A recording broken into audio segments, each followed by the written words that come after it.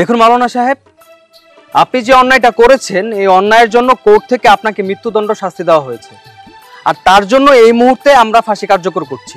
আপনি একজন হুজুর হয়ে এমন অমানুষের মতো কাজ কিভাবে করতে পারলেন? শুনুন, আমাদের টাইম হয়ে যাচ্ছে, ওর সাথে কথা বলে সময় নষ্ট করার কোনো দরকার নেই। জল্লাদ সাহেব, আমি আপনাকে 10 থেকে 1 পর্যন্ত গোনার সাথে সাথে আপনি রশিটা টেনে দেবেন। জি স্যার। 10, 9, 8, 7।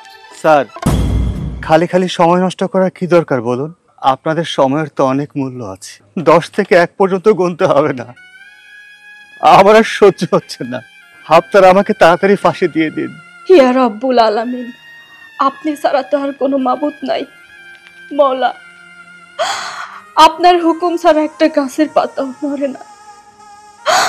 আমার স্বামীর আজকে ফাঁসি। আপনি তো জীবিত মানুষরে মৃত, আর মৃত মানুষরে জীবিত করতে পারেন। আমার স্বামীর লাশটা যখন দরজার সামনে নিয়ে আসবে, তখন কি আপনি পারবেন না তার শরীরের মধ্যে আত্মা দিতে? আমি তো গর্ভবতী, আমার বাচ্চা এখন এই পৃথিবীতে আসে নাই। আমার বাচ্চা যখন এই পৃথিবীতে আসবে, তখন তারে আমি কি কমো? সে যখন জানবে তার বাপের নারী কেলেঙ্কারি মামলায় ফাঁসি হয়েছে, তখন তো সে অনেক কষ্ট পাইবে। মওলা গো, আমি একটা পাপী বান্দা, আমি একজন গুনাহগার বান্দা। আমি যদি আমার জীবনে একটা মাত্র কোনো ভালো কাজ কইরা থাকি, সেই ভালো কাজের উসিলায় আপনি আমার স্বামীরে আমার কাছে ফিরাইয়া দেন। আপনি আমার স্বামীরে আমার কাছে ফিরাইয়া দেন। 3, 2, 1। স্যার, স্যার আপনার কি হয়েছে? আপনি এমন করছেন কেন?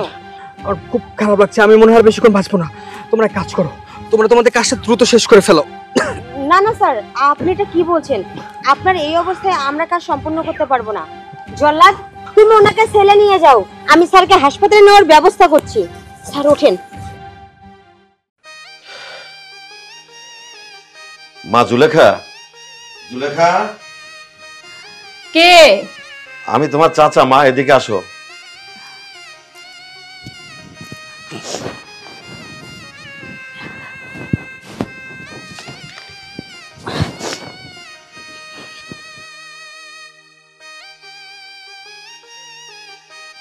আসসালামু আলাইকুম চাচা।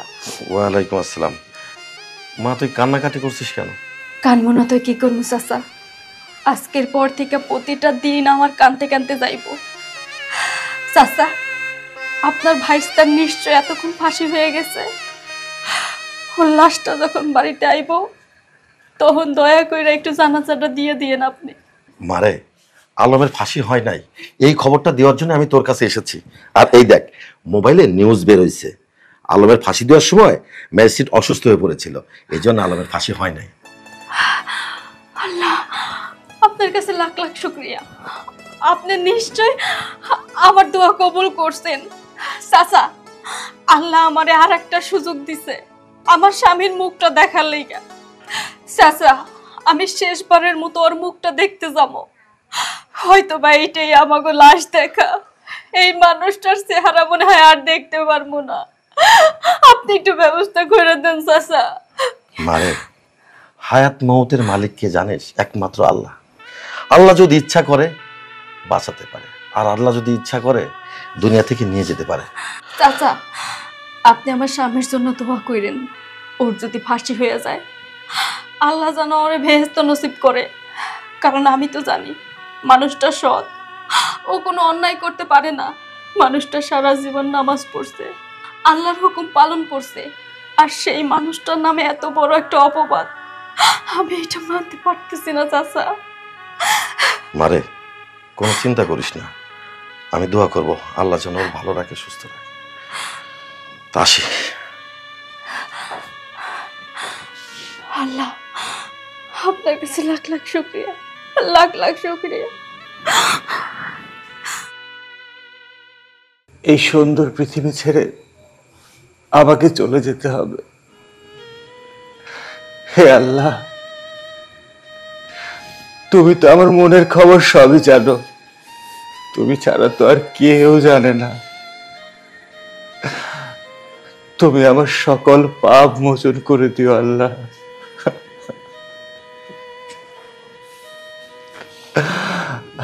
হুজুর, আপনার দ্বিতীয়বারের ফাঁসির জন্য প্রস্তুত হন।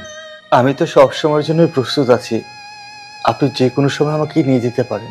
আচ্ছা, একটা কথা বলুন তো, আমি অনেক কয়েদির ফাঁসি কার্যকর করেছি, সবাই তো একটা না একটা সাইজা থাকে, অনেকে প্রাণ ভিক্ষা চায়, আপনি তো কিছুই চাইলেন না। শুনুন ভাই, আমাকে সৃষ্টি করেছেন আল্লাহ, আমার জান প্রাণ সবকিছুর মালিকই তো আল্লাহ। আমি আবার কার কাছে প্রাণ ভিক্ষা চাইব? হায়াত যেদিন শেষ হয়ে যাবে, প্রাণ ভিক্ষা চেয়েও কোনো লাভ হবে না। আমার যদি ক্ষমতা থাকতো আমি আপনাকে খালাস করে দিতাম, কি করব, আমি পরিস্থিতির কাছে জিম্মি। আপনি আমাকে নিয়ে যান। আসেন তাহলে।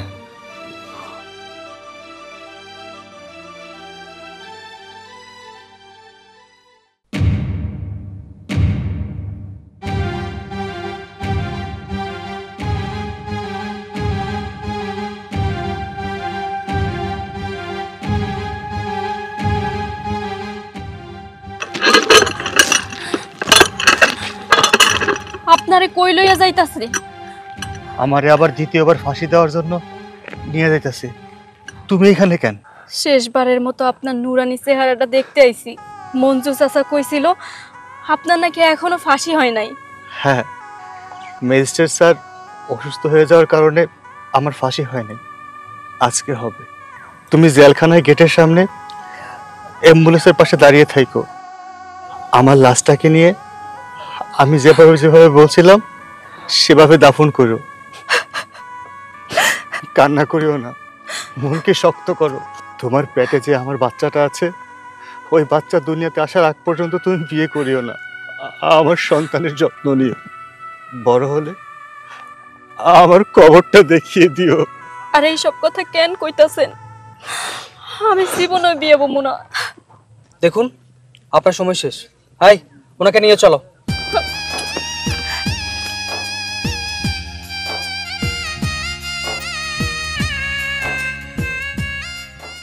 জল্লাদ সাহেব, টাইম খুব শর্টকাট। আমি 3 থেকে 1 পর্যন্ত গুনবো, এর ভিতরে আপনি রশি টান দিয়ে দিবেন, ঠিক আছে? জি স্যার। 3, 2, 1। আরে আরে কি ব্যাপার? কি হয়েছে আপনার? স্যার আমি জানি না স্যার, আমার কি স্যার, আমার পুরো কলিজাটা স্যার জ্বলে যাচ্ছে স্যার। আচ্ছা, আপনি এক কাজ করুন, আপনি অ্যাম্বুলেন্সকে খবর দিন, ওনাকে এই মুহূর্তে হসপিটালে নিতে হবে। ঠিক আছে স্যার। উঠুন উঠুন, সাবধানে আসুন আসুন।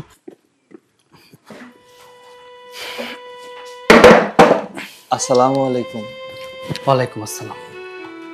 আচ্ছা হুজুর, আপনি আমাকে একটা কথা বলুন তো, আমরা আপনাকে 2বার ফাঁসি দিতে নিয়ে গেলাম, কিন্তু একটা বারও আপনাকে ফাঁসি দিতে পারলাম না। কোনো না সময় কোনো না কোনো অঘটন ঘটেই যাচ্ছে। আপনারা চেষ্টা করুন, আপনারা আমাকে ফাঁসি দিতে পারবেন। হ্যাঁ, আর তার জন্যই আগামী 23 তারিখ আপনাকে আবারও ফাঁসি দেওয়া হবে। শুনুন, আর আপনার যদি বাঁচার কোনো ইচ্ছা থাকে, আপনি তার জন্য কিন্তু মহামান্য রাষ্ট্রপতির কাছে অ্যাপ্লাই করতে পারবেন, আপনার প্রাণ ভিক্ষা চাইতে পারেন। না স্যার, একমাত্র আল্লাহ ছাড়া অন্য কারো কাছে আমার জীবন ভিক্ষা চাওয়ার কোনো ইচ্ছা নেই। আমাকে যদি বাঁচান, আল্লাহ তাআলাই বাঁচাবেন, আর যদি দুনিয়া থেকে নিয়ে যেতে চান, আল্লাহ তাআলাই নিয়ে যাবেন। আয় তুই এখানে। আপনি কাকে ধরে নিয়ে আসছেন? স্যার, এই লোকটা আমাকে বলেছে যে মামলার জন্য হুজুরকে ফাঁসি দেওয়া হচ্ছে, সেই মামলার আসল আসামি নাকি এই লোকটা। ও নিজে আমার কাছে স্বীকার করেছে। কি বলছেন আপনি সব? আচ্ছা ঠিক আছে, দাঁড়ান, আমি শুনতেছি। এই কি হয়েছে বলুন তো? এই সত্যি কথা বলবেন, একদম মিথ্যা কথা বলবেন না, বলুন কি হয়েছে। ঠিক আছে স্যার, বলতাছি, তাহলে শুনুন।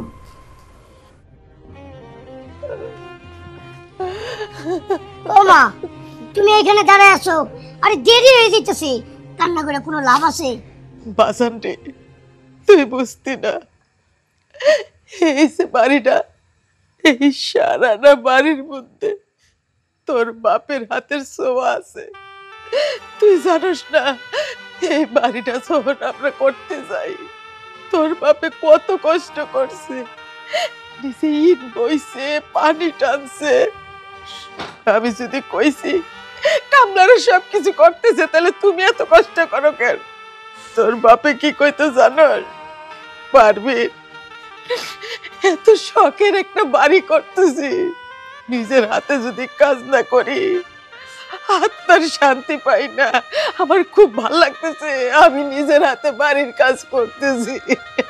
কেমনে যাই রে বাজার?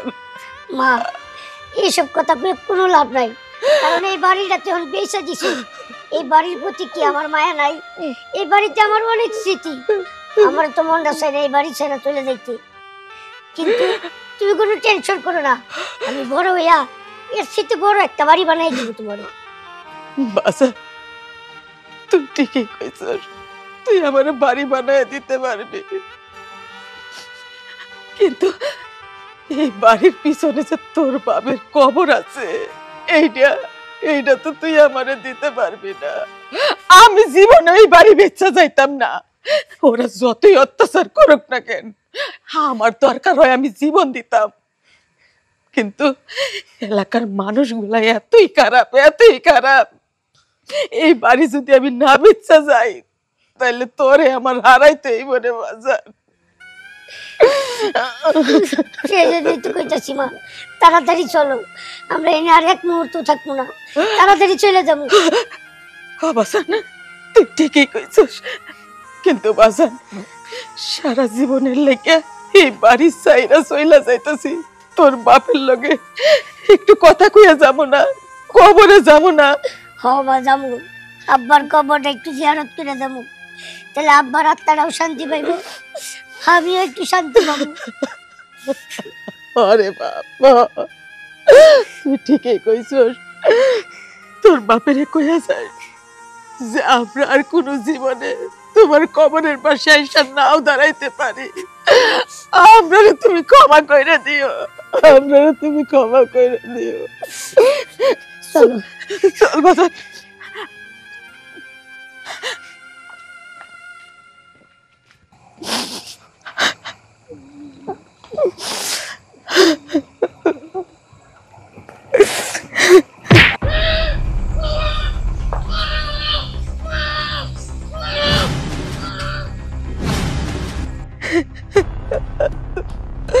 তাইসন রে, তাইসন, তাইসন, তাইসন, তাইসন, কে রে বাপ, তুই কই গেলি রে বাজার? তাইসন, তাইসন, ও তাইসন, কই যা? এই টাকা নিয়ে কই যা? কই যাবো? আপনাকে অত্যাচারে এই বাড়ি থাকতে পারি নাই, বাড়ি বেচে চলে যাইতাছি। বাড়ি বেচা যাইতাছ যা, কিন্তু ব্যাগটা দিয়া যা, ব্যাগ দিয়া যা। কোনোদিনও থেকে যাবো না, আপনাকে অত্যাচারে বাড়ি বিনে থাকতে পারি নাই, এখন টাকা দিয়ে যাবো না, কোনোদিনও দেবো না। তাইসন, ও তাইসন, বাজার রে। আরে তাইসন ডেকে লাভ হবো না, ব্যাগটা আমার হাতে দিয়ে কইছি, নইলে পরিণতি ভালো হইব না। আর কি চান, আর কি চান আপনারা? আমাকে পরিণতি আর ভালো হইব কই থেকে? রাস্তায় নামায়া দিছেন, বাড়ি বিনা বিক্রি করাইছেন, এখন আবার কি চান? মারবেন, জমা করে দিবেন? কিছু করব না, খালি ব্যাগটা দে, ব্যাগটা দে। না না, ব্যাগ দে কইছি, না দেব না, ব্যাগ দিবি না? না দেব না, সরি। ব্যাগ তো দিবি না?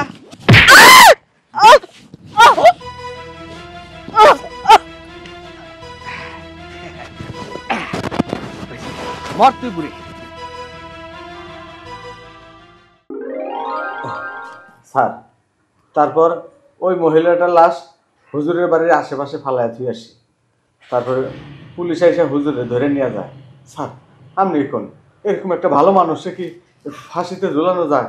আমি অপরাধ করছি স্যার, আপনারা আমারও ফাঁসিতে ঝুলান স্যার। হুজুর, আপনি আমার মাফ করে দিন, আমার দ্বারা আপনার ফাঁসি হইতে দিতেছিল, আপনি যদি মাফ না করেন আল্লাহ মাফ করবো না হুজুর। হ্যাঁ, এবার আমি খুব ভালো করে বুঝতে পারতেছি, আর তার জন্যই হুজুরকে আমরা কোনোভাবে ফাঁসি দিতে পারছিলাম না। স্যার, আমি জানি আমি নির্দোষ, কিন্তু সেদিন আমার কথা কেউ বিশ্বাস করতেছিল না। সবাই বলতেছিল আমি নাকি ওই বৃদ্ধ মহিলাকে ধর্ষণ করে মেরে ফেলেছি। আমি আল্লাহর আদালতে বিচার দিয়েছিলাম, কারণ আল্লাহর বিচার হচ্ছে সঠিক বিচার। হ্যাঁ হুজুর, আমি এবার খুব ভালো করে বুঝতে পারতেছি নির্দোষ ব্যক্তিকে কখনো ফাঁসানো যায় না যদি তার উপর আল্লাহর রহমত থাকে। আপনি আসলে খুব ভালো একজন মানুষ আর একজন পরহেজগার মানুষ, আর তার জন্য আপনার সাথে আমরা অন্যায়টা করতে পারতেছিলাম না। আল্লাহর পক্ষ থেকে একটা গজব সৃষ্টি হচ্ছিল। আপনি ঠিকই বলেছেন।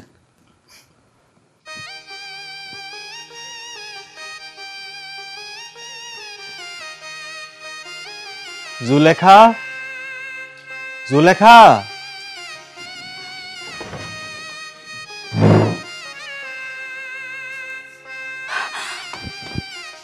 আপনি আপনি এই বাড়িতে আইছেন?